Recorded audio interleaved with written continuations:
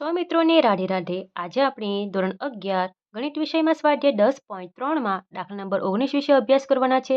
દાખલા નંબર 19, કેન્દ્ર ઉગમબિંદુ પ્રધાન અક્ષ વાય અક્ષ પર હોય અને બિંદુઓ 3, 2 અને 1, 6 માંથી પસાર થાય. બરાબર. તો અહીં આપણને વાય અક્ષ આપેલો છે. પ્રધાન અક્ષ શું છે? વાય અક્ષ છે. તો આપણે લખીશું કે કેન્દ્ર ઉગમબિંદુ અને પ્રધાન અક્ષ વાય અક્ષ પર છે. કેન્દ્ર ઉગમબિંદુ અને પ્રધાન અક્ષ વાય અક્ષ પર છે. હવે વાય અક્ષ પર છે એટલે ઉપવલયનું સમીકરણ શું બનશે? વાય સ્ક્વેર ને નીચે શું જશે? એ સ્ક્વેર જશે. તો ઉપવલયનું સમીકરણ શું થશે? એક્સ સ્ક્વેરના છેદમાં શું આવશે? બી સ્ક્વેર માઇનસ વાય સ્ક્વેરના છેદમાં એ સ્ક્વેર ઇક્વલ ટુ 1. હવે બિંદુઓ જે છે એ 3, 2 અને 1, 6 માંથી પસાર થાય છે. આ 3, 2 એટલે કે આ એક્સ અને વાયની વેલ્યુ છે અને આ એક્સ અને વાયની વેલ્યુ છે. બરાબર. તો આપણે લખીશું કે બિંદુઓ 3, 2 અને 1, 6 માંથી પસાર થાય છે. ઉપવલય બિંદુઓ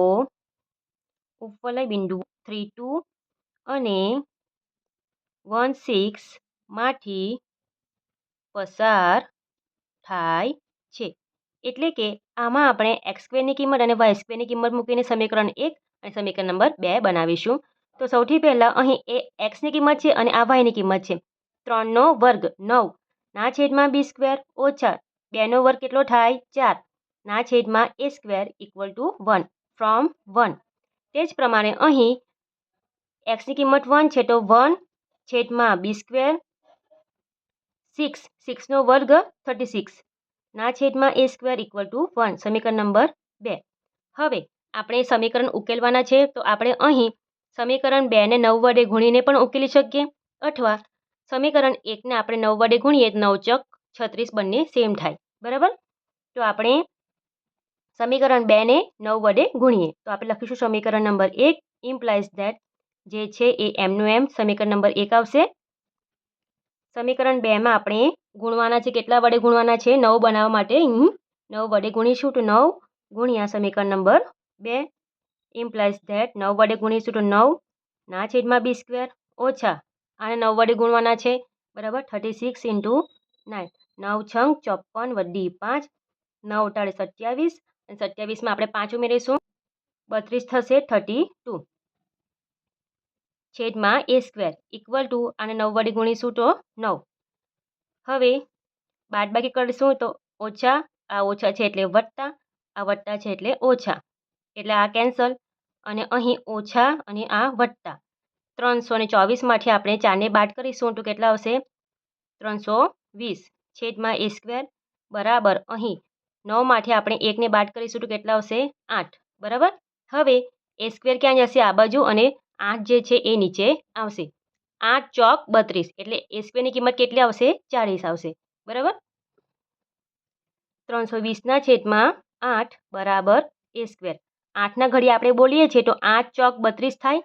8 ચોક 32 અને આ શૂન્યનું શૂન્ય. ધેરફોર એ સ્ક્વેર બરાબર 40.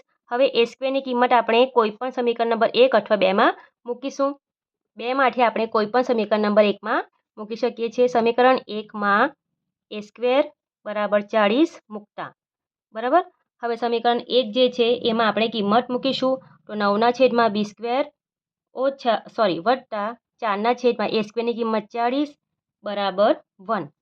અને આ સાઈડ લઈ જઈશું. અહીં ભાગ જશે 10 ચોક 40 9 બી સ્ક્વેર ઇક્વલ ટુ આ 1નો 1 આ પ્લસ છે તે ઓછા 1ના છેદમાં 10. અહીં આપણે ભાગ ઉડાવ્યા છે.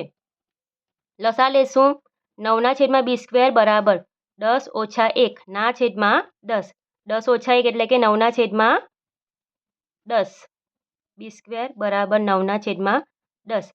9 અને 9 કેન્સલ થશે. બંને અંશમાં છે તો બી સ્ક્વેર બરાબર શું મળશે આપણને? 10. આપણને એની કિંમત એ સ્ક્વેરની કિંમત 40 મળે છે અને બી સ્ક્વેરની કિંમત આપણને 10 મળે છે. તો લાસ્ટ આપણે લખીશું કે માંગેલ ઉપવલય નું સમીકરણ. આપણે સમીકરણમાં આપણે એ સ્ક્વેર અને બી સ્ક્વેરની કિંમત મૂકી લઈશું. તો એક્સ સ્ક્વેરના છેદમાં બી સ્ક્વેર એટલે કેટલા છે 10 પ્લસ વાય સ્ક્વેરના છેદમાં એ સ્ક્વેર એટલે કેટલા છે 40 ઇક્વલ ટુ 1. તો આ પ્રમાણે આપણો જે દાખલો છે એ અહીં પૂર્ણ થાય છે. બરાબર. વિડીયો પસંદ આવ્યો હોય તો વિડીયોને જરૂરથી લાઈક કરજો, મિત્રોમાં શેર કરજો અને ચેનલ ઉપર નવા હોય તો ચેનલને સબસ્ક્રાઈબ કરવાનું ભૂલતા નહીં. બરાબર. મળીએ આપણે આગળના વિડીયોમાં. સૌને રાધે રાધે.